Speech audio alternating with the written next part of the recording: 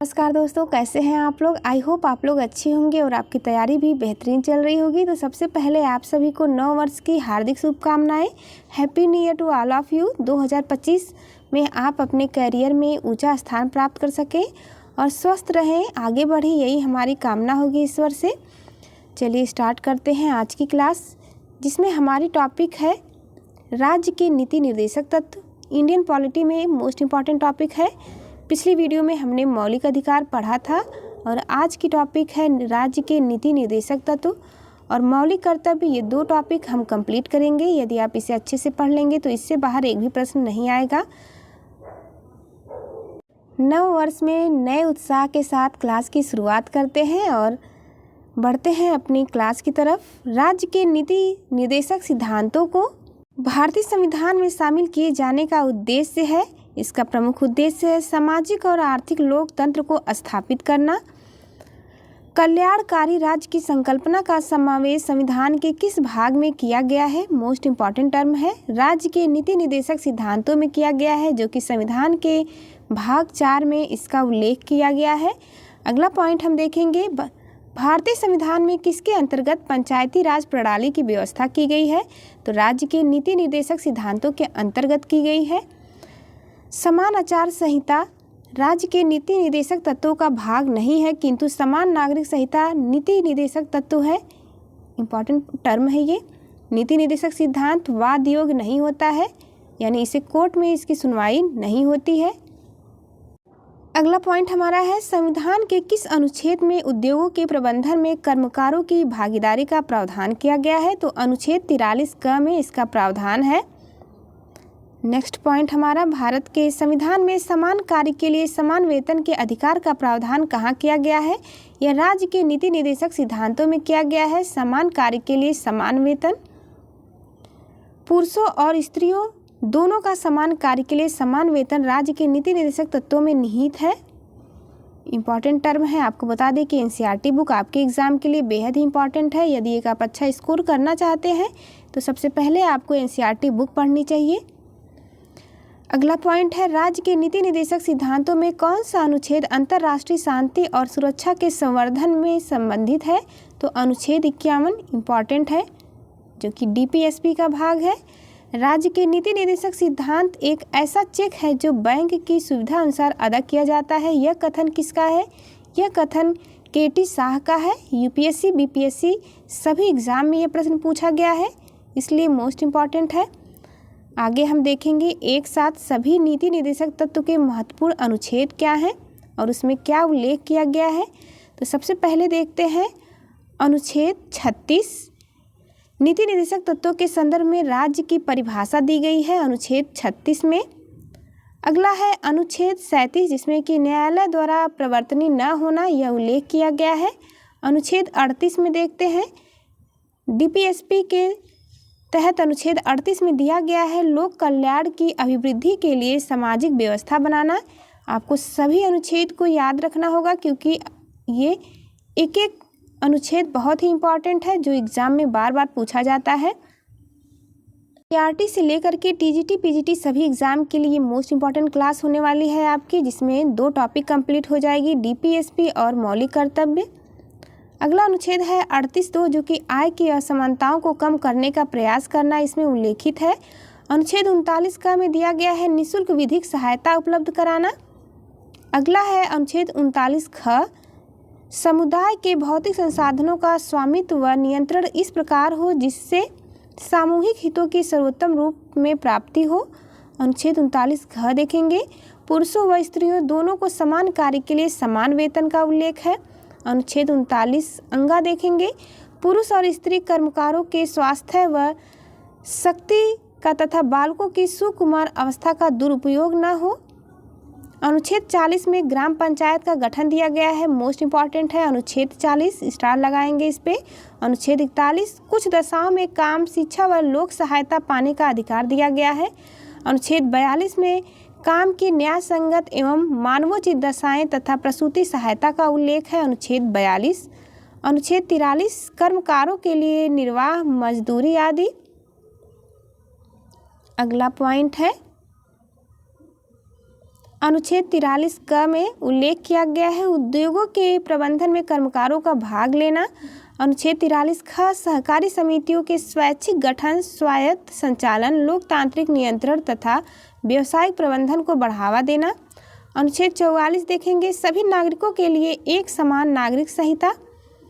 अगला है अनुच्छेद 45, मोस्ट इम्पॉर्टेंट लगाएंगे 6 वर्ष से कम आयु के बच्चों के लिए निःशुल्क व अनिवार्य शिक्षा का प्रावधान किया गया है अनुच्छेद 45 में, जो कि डीपीएसपी का भाग है।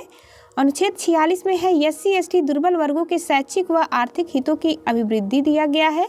अनुच्छेद 47 में पोषण स्तर और जीवन स्तर तथा लोक स्वास्थ्य में सुधार तथा हानिकारक नशीले पदार्थों के उपभोग पर प्रतिबंध लगाया गया है।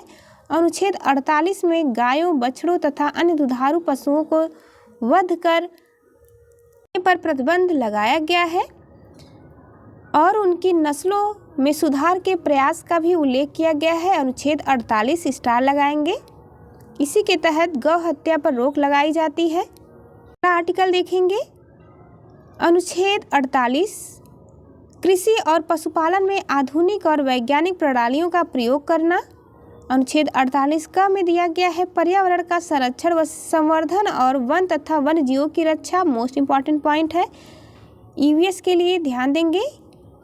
अनुच्छेद 49 राष्ट्रीय महत्व के कलात्मक या ऐतिहासिक अभिरुचि वाले स्मारकों तथा स्थानों या वस्तुओं का संरक्षण करना। अनुच्छेद 50 में कार्यपालिका से न्यायपालिका का पृथक्करण का वर्णन किया गया है। अनुच्छेद 51 अंतर्राष्ट्रीय शांति और सुरक्षा की अभिवृद्धि का उल्लेख किया गया है। अनुच्छेद 51 में अगला पॉइंट हम देखेंगे मूल अधिकार कानूनी रूप से मान्य है, जबकि नीति निर्देशक तत्व नैतिक व राजनीतिक रूप से मान्यता प्राप्त होता है। अगला पॉइंट है हमारा, अगली टॉपिक हम देखेंगे मूल कर्तव्य, जिसे कि फंडामेंटल ड्यूटीज़ कहा जाता है, मोस्ट इम्पॉर्टेंट है ये। चैनल पर आप नए हो तो चैनल को जरूर सब्सक्राइब करिएगा ताकि आने वाले सभी वीडियो का नोटिफिकेशन आपको मिलता रहे। मॉडर्न हिस्ट्री, बायोलॉजी, ईवीएस की क्लास समाप्त हो चुकी है, जिसकी प्लेलिस्ट भी बना दी गई है। यदि आप एनसीईआरटी बुक नहीं पढ़े हैं तो आपको ये वीडियो ज़रूर देखनी चाहिए, क्योंकि बहुत ही हेल्पफुल होने वाली है एक अच्छा स्कोर करने के लिए आपके एग्ज़ाम में। मौलिक कर्तव्य से जितने भी प्रश्न बनते हैं सभी आपको यहाँ पर मिलेंगे, तो ये कंप्लीट हो जाएगा आपका मौलिक कर्तव्य टॉपिक। यहाँ पर स्टार्ट करते हैं क्लास को।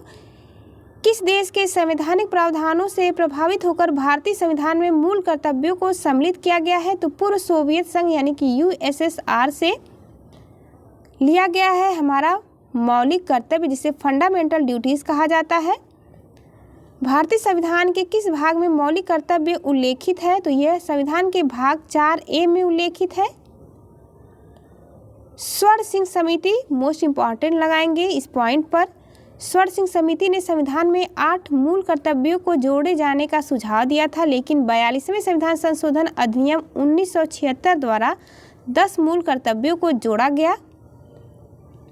कई बार प्रश्न पूछा गया है मौलिक कर्तव्य को किसके सुझाव पर शामिल किया गया संविधान में? तो सरदार स्वर्ण सिंह समिति, याद रखेंगे। अगला पॉइंट है भारतीय संविधान में मूल कर्तव्य किस समिति की अनुशंसा पर शामिल किए गए हैं? आप देख रहे हैं यहाँ पर प्रश्न, जिसका राइट आंसर होगा सरदार स्वर्ण सिंह समिति। 1976 में यह गठित किया गया था। भारतीय संविधान में 11वें मूल कर्तव्य को किस संशोधन द्वारा जोड़ा गया? 86वें संविधान संशोधन अधिनियम सन 2002 के द्वारा। मूल कर्तव्यों को मुख्यतः किन 2 वर्गों में रखा जाता है? नैतिक कर्तव्य तथा नागरिक कर्तव्य के अंतर्गत रखा जाता है मूल कर्तव्यों को। अगला पॉइंट हम देखेंगे मूल कर्तव्यों के अंतर्गत स्वतंत्रता संग्राम के उच्च आदर्शों का सम्मान कौन सा कर्तव्य माना जाता है? तो यह नैतिक कर्तव्य यानी कि मोरल ड्यूटीज़ के अंतर्गत आता है। प्राकृतिक पर्यावरण एवं वन्य जीव संरक्षण भारतीय नागरिकों के मूल कर्तव्यों में से एक माना जाता है, मोस्ट इम्पॉर्टेंट पॉइंट। राष्ट्रीय महत्व के स्थानों और स्मारकों की रक्षा करना मौलिक कर्तव्य नहीं है, बल्कि राज्य के नीति निर्देशक तत्व यानी डीपीएसपी का अंग माना जाता है। अगला पॉइंट हम देखेंगे महिलाओं के सम्मान के लिए कुप्रथाओं का त्याग करना प्रत्येक नागरिक का कर्तव्य है। यह किस अनुच्छेद में वर्णित है? यह अनुच्छेद 51 क में वर्णित है। मूल कर्तव्य किन पर लागू होते हैं? तो मूल कर्तव्य केवल नागरिकों पर लागू होते हैं। अगला पॉइंट है नागरिकों के लिए 11 मौलिक कर्तव्य कौन कौन से हैं? ये सभी नागरिकों को अवश्य ही पता होना चाहिए। आइए हम देखते हैं नागरिकों के लिए 11 मौलिक कर्तव्य, जिसमें से कि हम कितने मौलिक कर्तव्यों का पालन करते हैं, जिसका एनालिसिस हम स्वयं करेंगे। पहला हमारा मौलिक कर्तव्य है संविधान का पालन करें और उसके आदर्शों, संस्थाओं, राष्ट्रध्वज और राष्ट्रगान का आदर करें। सेकंड देखेंगे स्वतंत्रता के लिए हमारे राष्ट्रीय आंदोलन को प्रेरित करने वाले उच्च आदर्शों को हृदय में संजोए रखें और उनका पालन करें। तीसरा हमारा मौलिक कर्तव्य है भारत की संप्रभुता, एकता और अखंडता की रक्षा करें और उसे अक्षुण्ण रखें। चौथा मौलिक कर्तव्य है देश की रक्षा करें और अपमान किए जाने पर राष्ट्र की सेवा करें। नंबर 5 भारत के सभी लोगों में समरसता, समान भ्रातृत्व की भावना का निर्माण करें जो धर्म, भाषा और प्रदेश या वर्ग आधारित सभी भेदभाव से परे हो। ऐसी प्रथाओं का त्याग करें जो स्त्रियों के सम्मान के विरुद्ध हो। छठवां मौलिक कर्तव्य है हमारी सामाजिक संस्कृति की गौरवशाली परंपरा का महत्व समझें और उसका परीक्षण करें। अगला पॉइंट है प्राकृतिक पर्यावरण, जिसके अंतर्गत वन, झील, नदी और वन्य जीव सम्मिलित हैं, की रक्षा करें और उसका संवर्धन करें तथा प्राणी मात्र के प्रति दया भाव रखें।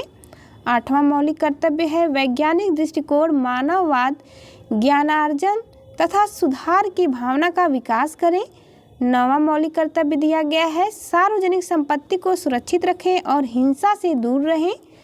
10वां मौलिक कर्तव्य है व्यक्तिगत और सामूहिक गतिविधियों के सभी क्षेत्रों में उत्कर्ष की ओर बढ़ने का सतत प्रयास करें, जिससे राष्ट्र निरंतर बढ़ते हुए प्रयत्न व उपलब्धि की नई ऊंचाइयों को प्राप्त करे।